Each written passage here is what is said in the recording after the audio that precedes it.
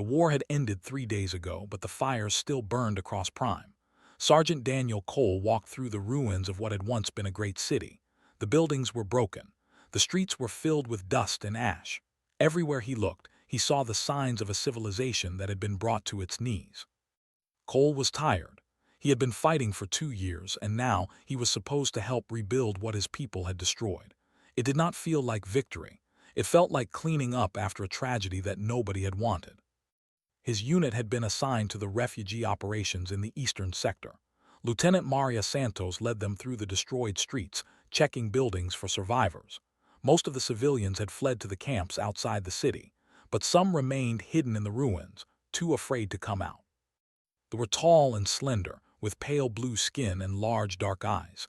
They moved with a grace that humans could never match. Before the war, they had been one of the proudest species in the galaxy. Now they were a conquered people, and they looked at the human soldiers with fear and hatred in their eyes. Cole understood their hatred. He did not blame them for it, but he wished they could see that not all humans were monsters. He wished they could understand that most of the soldiers here wanted to help, not to hurt. It was Private Lucy Park who found the girl. She was hiding in the basement of a destroyed administrative building. The structure had collapsed on one side, and the entrance was blocked by rubble. Park had heard a sound, something like a small animal crying, and she had crawled through a gap in the debris to investigate. What she found was a child, perhaps 12 years old in human terms. The girl was thin and pale, even for her species. Her clothes were torn and dirty. She had been hiding in that basement for days, surviving on rainwater that dripped through the cracks in the ceiling. When Park tried to approach her, the girl screamed and pressed herself against the wall. Her dark eyes were wide with terror, and her whole body shook with fear. Park backed away slowly and called for help. It took an hour to convince the girl to come out. They did not force her. They did not grab her or drag her from her hiding place. Instead, they sat near the entrance and spoke to her in soft voices, even though she could not understand their words. They showed her food and water. They showed her that they meant no harm. Finally, the girl crawled out of the basement. She was so weak that she could barely stand. Park caught her before she fell and carried her to the medical station. Lieutenant Santos looked at the girl with sad eyes. Coalition protocol was clear about situations like this. Orphaned children from conquered worlds were to be placed in the temporary custody of military personnel until proper facilities could be established. The refugee camps were overcrowded and understaffed. There was no place for a child there. Santos turned to Cole. "You will take care of her," she said. It was not a request. Cole looked at the frightened girl. She was staring at him with those large dark eyes, and he could see the terror in them. She expected something terrible to happen. She expected him to hurt her. He nodded slowly. "Yes, Lieutenant," he said. They gave the girl a bed in a small room near the barracks. Cole brought her food and water and a blanket. He tried to smile at her, but she only pressed herself into the corner and watched him with those terrified eyes. Cole sat down on the floor near the door, keeping his distance. He did not want to frighten her more than she already was. He just wanted her to see that he was not going to hurt her. The girl did not move. She did not eat. She did not drink. She just sat in the corner and stared at him, waiting for something horrible to happen. Cole remembered the briefings they had received before the invasion. The government had spread propaganda about humans throughout the war. They had told their people that humans were savage predators who came from a death world. They had said that humans ate the flesh of other species, that they tortured their prisoners for pleasure, that they consumed the young of conquered races. None of it was true, but they had believed it because their leaders had told them to believe it. And now this little girl was sitting in the corner, waiting to be eaten by a monster. Cole felt something break inside his chest. It was not fair. None of this was fair.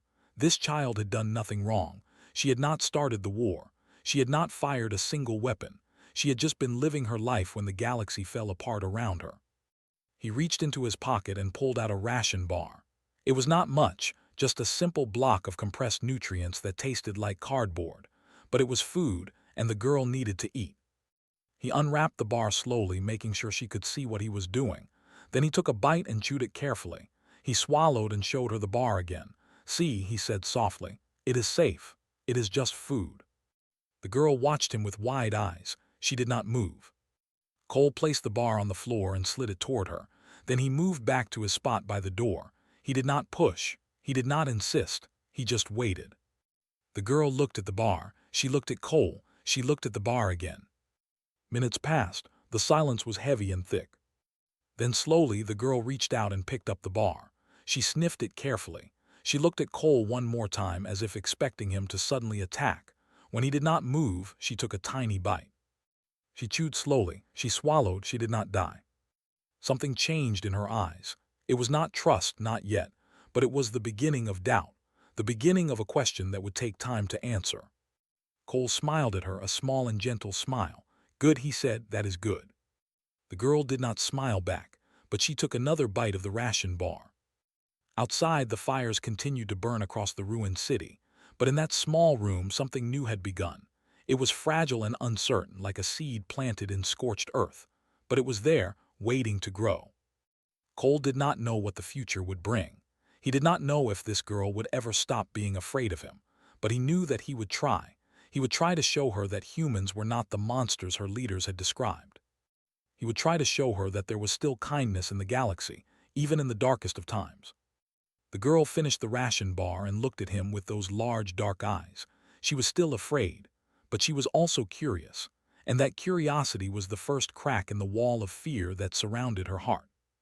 Cole settled back against the wall and closed his eyes. Tomorrow would bring new challenges, but for now, this small moment of peace was enough.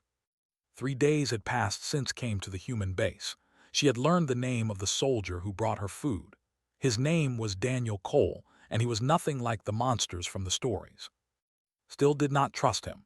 She still flinched when he came near. She still expected him to show his true nature at any moment, but she was beginning to wonder if maybe, just maybe, the stories had been wrong. She watched him carefully from her corner of the room. He moved slowly around her, always keeping his distance. He never raised his voice. He never made sudden movements. He treated her like she was made of glass, something precious that might break if he was not careful. This confused her.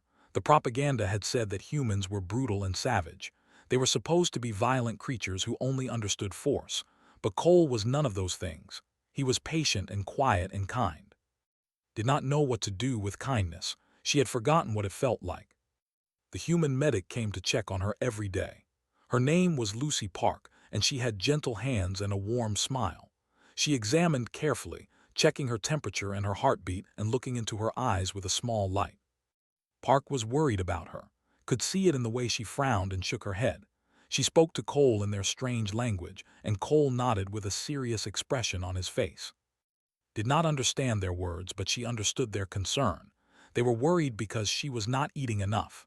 They were worried because she was not sleeping. They were worried because she spent all her time pressed into the corner, too afraid to move. She wanted to tell them that she was trying. She wanted to explain that it was hard to eat when you expected every meal to be your last. But she did not have the words, and even if she did, she was not sure they would believe her. On the 4th day, something changed. Cole came to her room in the evening, carrying a large metal box. He set it down in the corner and pressed some buttons on the side. A soft humming sound filled the room and felt warmth spreading through the air. She looked at Cole with confusion. He smiled and pointed at the box, then pointed at her. He made a gesture like he was wrapping his arms around himself, and then he pointed at the box again. Understood, the box made heat. He had brought it for her. She did not know why this small act of kindness made her want to cry. Her people needed warmth to feel safe. The nights on Prime were cold, and the human buildings were not designed for bodies. She had been shivering for days, too afraid to ask for help. But Cole had noticed. He had seen her discomfort, and he had done something about it. Moved closer to the heating unit and felt the warmth wash over her skin. It was not as good as the heated chambers in her old home, but it was enough. It was more than enough. She looked at Cole, and for the first time, she did not see a monster. She saw a tired soldier who was trying his best to help a scared little girl. Cole sat down by the door as he always did. He pulled out a ration bar and unwrapped it. He took a bite and chewed slowly. Then he held out the second half toward. She hesitated for only a moment. Then she walked across the room and took the food from his hand. Their fingers did not touch, but they were close enough that she could feel the heat from his skin. She sat down a few feet away from him and began to eat. The ration bar tasted strange, like nothing she had ever eaten before. but it filled the empty space in her stomach, and that was all that mattered. They sat in silence for a long time. Outside could hear the sounds of the human base, soldiers talking and laughing, machines rumbling in the distance, the occasional bark of orders from the officers. It sounded so normal, so ordinary. These were not the sounds of monsters preparing to feast on their victims. These were the sounds of people living their lives, doing their jobs, trying to make sense of a galaxy that had gone mad. Finished her ration bar and looked at Cole. He was watching her with a small smile on his face. He looked pleased that she had eaten. She opened her mouth and tried to remember the word she had heard the other soldiers use. Dan, she said slowly. Her pronunciation was clumsy, but Cole understood. His smile grew wider. He nodded and pointed at himself. Daniel, he said clearly. Then he pointed at her with a questioning look. Hesitated. Giving someone your name was a sign of trust among her people. It meant you were allowing them to know you, to have power over you. She had not spoken her name since the bombs fell on her city. But Cole had given her warmth. He had given her food. He had given her patience when she had nothing to offer in return. She said softly, "My name is." Cole repeated her name carefully, making sure he pronounced it correctly. He nodded and smiled again. Something shifted in his chest. It was not trust, not exactly, but it was something close. It was the feeling of being seen, of being treated like a person instead of a problem to be solved. She looked around the room and noticed things she had not seen before. There was a blanket folded neatly on her bed, softer than the standard military issue. There was a cup of water on the small table, always fresh, always full. There was a picture on the wall, a simple drawing of a sunset that someone had made to brighten the bare room. These were small things, tiny gestures that most people would not notice, but noticed. She noticed because she had spent so long expecting cruelty that kindness stood out like a light in the darkness. The humans were not what she had been told. They were strange and loud and sometimes frightening, but they were not evil. They were just people, doing what they thought was right. Did not know if she could ever fully trust them. The fear was too deep, too old, too much a part of who she had become. But she could try. She could open her eyes and see what was really in front of her, instead of what she had been taught to expect. She looked at Cole and said his name again, Daniel. He looked at her with something like hope in his eyes. Outside, the sun was setting over the ruined city, but inside that small room, something was beginning to heal. 2 weeks had passed, and was beginning to understand the humans. She had learned many of their words now. Hello and goodbye and thank you and please. She had learned the names of the soldiers who brought her food and checked on her health. She had learned that humans smiled when they were happy and frowned when they were worried and laughed when something was funny. The laughing had confused her at first, did not make such sounds, but she had come to understand that laughter was a good thing, a sign that the humans felt safe enough to let their guard down. She spent most of her days near Daniel Cole. He had become something like a guardian to her, though she did not have a word for what he was. He was not her father, he was not her family, but he was the person who kept her safe, and that meant something. Cole taught her new words every day. He would point at objects and say their names slowly, waiting for her to repeat them. Table, chair, window, door. He was patient when she made mistakes, and he celebrated when she got things right. The other soldiers were kind to her too. Lucy Park brought her sweet treats from the human rations, little bars of something called chocolate that tasted like nothing had ever experienced. A soldier named Grant showed her pictures of animals from Earth, strange creatures with fur and feathers and scales. Another soldier named Amy Torres taught her a human game with cards that did not understand at all, but she played anyway because it made the humans smile. Was beginning to feel something she had not felt in a long time. She was beginning to feel safe. But safety, she would learn, was a fragile thing. The attack came in the middle of the night. Was sleeping in her small room when the first explosion shook the walls. She sat up in bed, her heart pounding with fear. Outside, she could hear shouting and gunfire and the sound of running feet. She pressed herself into the corner and pulled the blanket over her head. This was familiar. This was the sound of war, the sound that had followed her through her childhood. She had hoped she would never hear it again. The door burst open and screamed. But it was not Cole who stood in the doorway. It was a male, tall and thin, with the dark uniform of the Imperial Resistance. He held a weapon in his hands, and his eyes were wild with desperate fire. The male looked at and froze. For a moment, he just stared at her, taking in the human blanket wrapped around her shoulders and the human room where she slept. "Child," he said in their language, "what have they done to you?" Shook her head. "They have not hurt me," she said. "They have been kind." The male's face twisted with anger. "That is what they want you to think," he said. "They have poisoned your mind. But do not worry, I will save you from these monsters." He reached for her and pulled away. "No," she said, "I do not want to go with you." The male grabbed her arm and pulled her toward the door. "You do not know what you are saying," he said. "You are just a child. You do not understand." Struggled against his grip, but he was too strong.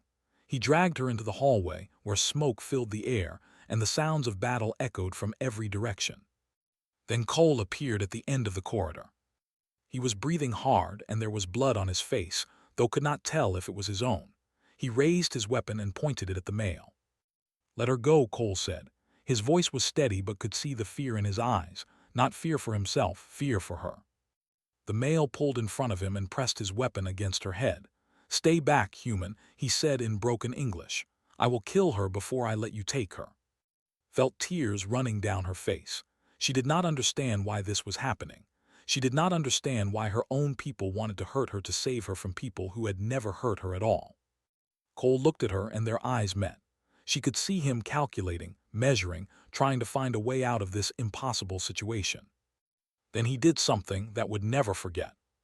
He lowered his weapon and placed it on the ground. The male stared at him with disbelief. "What are you doing?" he demanded. Cole raised his hand slowly. "I am not going to let you hurt her," he said, "but I am not going to hurt you either. We can find another way." The male laughed, but there was no humor in it. "You humans are weak," he said. "You do not have the courage to fight." Cole shook his head. "It takes more courage to put down a weapon than to use one," he said. "I learned that a long time ago." The standoff continued for what felt like hours. Could feel her heart beating so fast that she thought it might burst. She could feel the cold metal of the weapon against her skin. She could feel the tension in the air, thick enough to choke on. Then the other soldiers arrived. They came from both ends of the corridor, weapons raised, surrounding the male completely. He looked around with wild eyes, realizing that there was no escape. Lieutenant Santos stepped forward. "Put down your weapon," she said calmly. "No one else needs to die tonight." The male hesitated. For a moment, thought he was going to pull the trigger. But then his shoulders slumped and the fight went out of his eyes. He released and dropped his weapon to the ground. The soldiers moved in quickly, restraining him without violence. Ran to Cole and threw her arms around him, burying her face in his chest. He held her gently, careful not to squeeze too hard. "It is okay," he said softly. "You are safe now. I have got you." Looked up at him with tears streaming down her face. "You put down your weapon," she said. "He could have killed you." Cole smiled, a tired and sad smile. "Some things are worth more than my life," he said. "You are one of those things." Did not fully understand what he meant, but she understood enough. She understood that this human, this supposed monster from a death world, had been willing to die rather than see her harmed. The propaganda had been wrong. The stories had been lies. Humans were not the savage beasts her leaders had described. They were something else entirely. They were protectors. They were guardians. They were people who would lay down their lives for a scared little girl they had only known for 2 weeks. Held on to Cole and made a decision. She was not going to be afraid anymore. She was going to trust this human who had earned that trust with every action he had taken. She was going to believe in kindness, even when the galaxy tried to convince her that kindness did not exist. 1 month had passed since came to the human base. She no longer slept in the corner of her room. She no longer flinched when soldiers walked by. She had become a familiar presence in the camp, and the humans had become familiar to her. Her English had improved greatly. She could hold conversations now, though she still made mistakes with the strange rules of human grammar.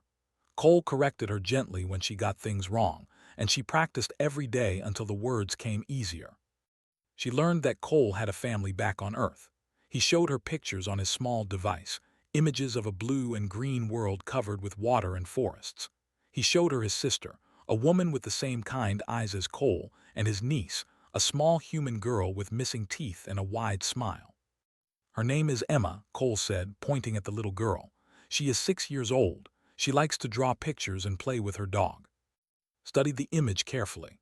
The human child looked happy and safe, surrounded by people who loved her. It reminded of her own family before the war took everything away. She asked Cole about Earth, about the place where humans came from.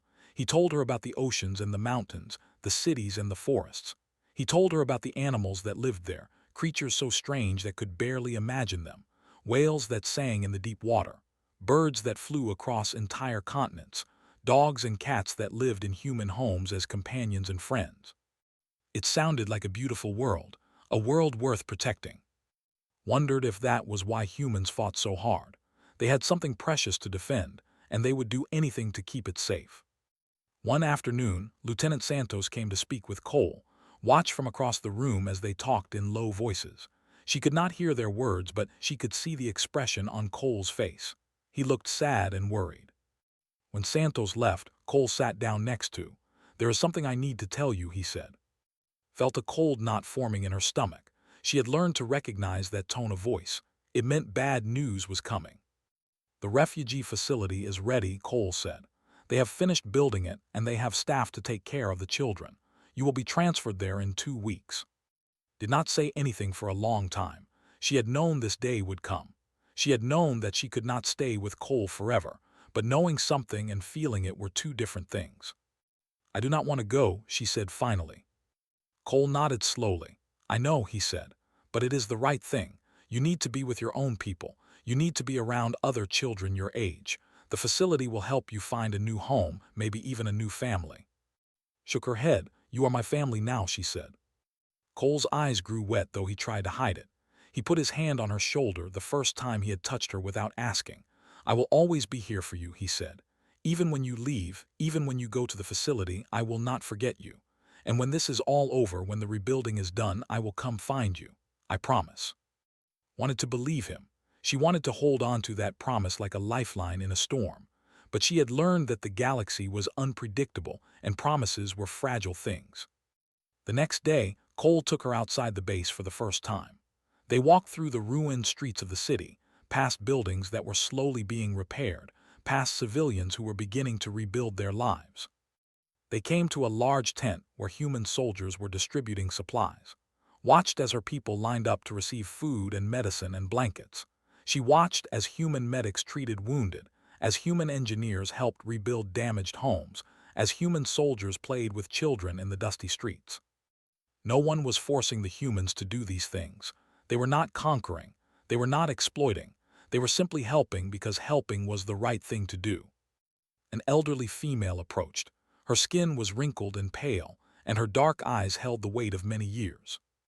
"You are the child who lives with the humans," the elder said. "I have heard stories about you." Nodded. "I am," she said. The elder studied her carefully. "You do not seem afraid of them," she said. "Why is that?" Thought about the question. She thought about Cole and Lucy and Amy. She thought about the warmth and the food and the kindness. "Because they have shown me who they really are," said, "and they are not what we were told." The elder was quiet for a moment. Then she nodded slowly. "I remember the last great war," she said, "when they conquered our outer colonies. They were not kind. They took what they wanted and left us with nothing." She looked toward the human soldiers who were handing out supplies to the refugees. "Perhaps the humans are different," the elder said. "Perhaps we have misjudged them." Felt something warm spreading through her chest. It was hope, real hope for the first time in a very long time. That evening, sat with Cole in her small room. The heating unit hummed softly in the corner, and the light from the setting sun filled the space with golden warmth. "I want to tell you about my family," said. Cole looked at her with gentle eyes. "Only if you are ready," he said. Took a deep breath. She had not spoken about her family since the bombs fell. She had locked those memories away, afraid that touching them would make the pain unbearable. But she was ready now. She was ready to remember. "My mother was a teacher," she began. "She taught young children how to read and write. She was very patient, very kind. She always said that education was the most important gift we could give our children." She paused, feeling tears building behind her eyes. "My father was an engineer," she continued. "He built things, bridges and buildings and machines. He used to take me to his work site and show me how everything fit together. He said that building was better than destroying, that creation was the highest purpose of any being." Cole listened without interrupting. His presence was steady and warm, like an anchor in a storm. "They died in the first attack," said. Our home was destroyed. I was at school when it happened. I never got to say goodbye." The tears came then, flowing freely down her face. She had held them back for so long, afraid that if she started crying, she would never stop. Cole did not try to fix her pain. He did not offer empty words of comfort. He simply sat with her and let her cry, bearing witness to her grief without trying to make it go away. And that, realized, was exactly what she needed. She did not need someone to solve her problems. She just needed someone to be there while she faced them. When the tears finally stopped, she felt lighter. The pain was still there, but it no longer pressed down on her like a weight she could not carry. "Thank you," she said softly. Cole nodded. "Thank you for trusting me," he said, "for sharing your story. It is an honor to know who they were." Leaned against his shoulder and closed her eyes. For the first time since the war began, she felt at peace. The day of the transfer had arrived. Stood in her small room, looking at the bare walls and the empty bed. She had packed her few belongings into a small bag that the humans had given her. There was not much to take. A blanket, a picture that Amy Torres had drawn for her, a small stone from the ruins of her old neighborhood, the only piece of home she had left. Cole waited by the door, watching her with sad eyes. He was wearing his formal uniform today, the one with all the medals and ribbons on the chest. Had asked him once what they meant, and he had told her that each one represented a battle he had survived. Looking at them now, she realized just how much this man had been through. "Are you ready?" Cole asked gently. Shook her head. "No," she said honestly, "but I do not think I will ever be ready." Cole smiled, a small and understanding smile. "That is okay," he said. "Sometimes we have to do things before we are ready. That is how we grow." They walked through the base together one last time. Soldiers stopped to wave at as she passed. Some of them called out words of encouragement. "Good luck," they said. "Take care of yourself. We will miss you." Had not realized how many people had come to care about her. She had been so focused on Cole that she had not noticed the community that had formed around her.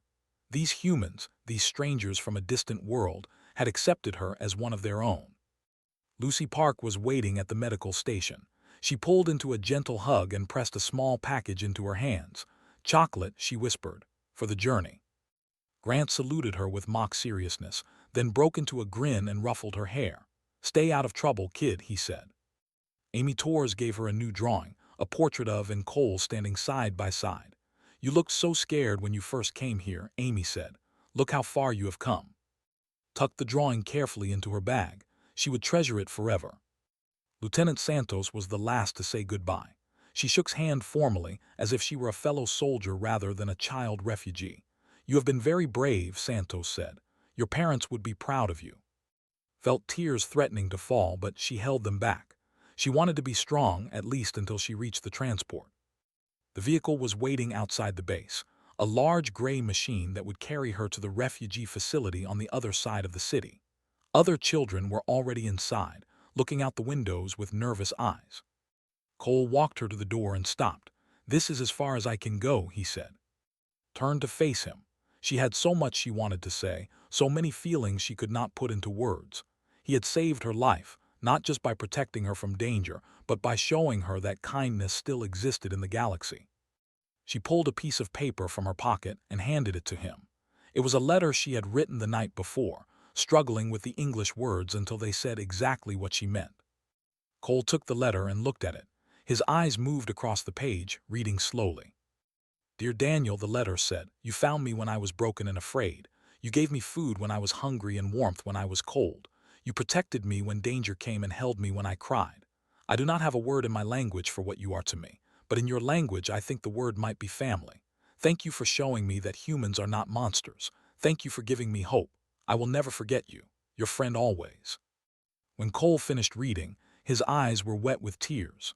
He folded the letter carefully and placed it in his pocket over his heart. "I will keep this with me," he said, "always." Reached up and touched his face, feeling the strange texture of human skin beneath her fingers. "Remember your promise," she said. "You said you would come find me." Cole nodded. "I will," he said. "No matter how long it takes, no matter where you are, I will find you again." Took one last look at the man who had changed her life. Then she turned and climbed into the transport. The refugee facility was not what she expected. It was clean and bright, with gardens and play areas and rooms filled with toys and books. The staff were a mix of humans and working together to care for the children who had lost everything. A official met at the entrance. She looked at the young girl with surprise. "You are the one who lived with the human soldiers," she said. "We have heard about you." Nodded. "They took care of me," she said. "They were kind." The official studied her for a long moment.